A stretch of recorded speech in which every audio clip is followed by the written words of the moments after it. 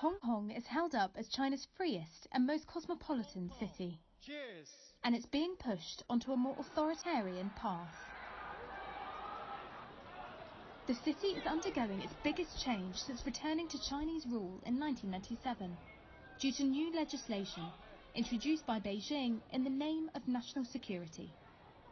Permanent and non-permanent residents of Hong Kong can now be imprisoned for up to life for crimes of succession, subversion, terrorism, and collusion with foreign forces. Take the Occupy protests of 2014.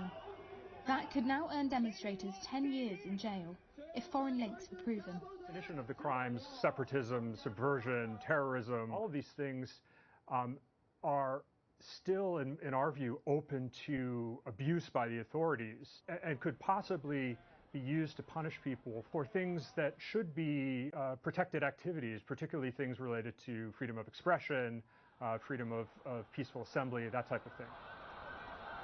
To enforce the measures, a new security agency has been set up, which isn't under the jurisdiction of local government. It will be the first official presence of mainland security and intelligence agents, whose powers will go beyond local laws.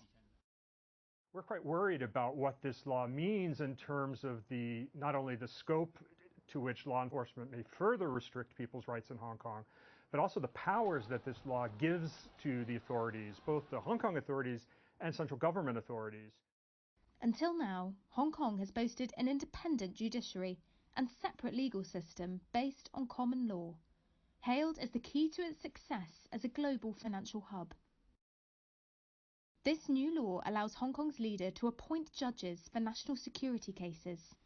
It also allows for serious and complex cases to go to mainland courts. Unfortunately, this is not common law based. This is not what we understand to be the normal legal principles applying to situations that we are normally familiar with. The contents of the law were kept secret until it took effect, even from Hong Kong's leader, Carrie Lam.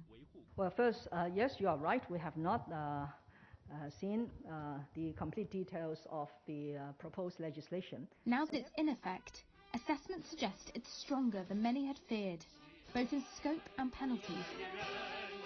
The reach of the law has stunned some legal scholars, and condemnation from the international community has been swift. And we deplore this decision.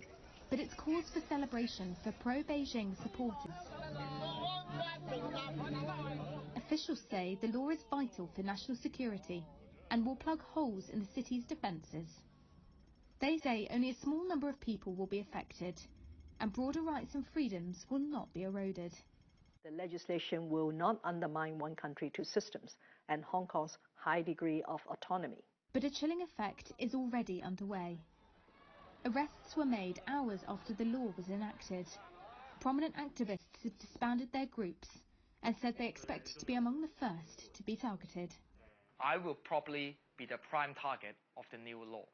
But what makes me fear is not my potential imprisonment, but the gloomy fact that the new law will be the threat over the city's future.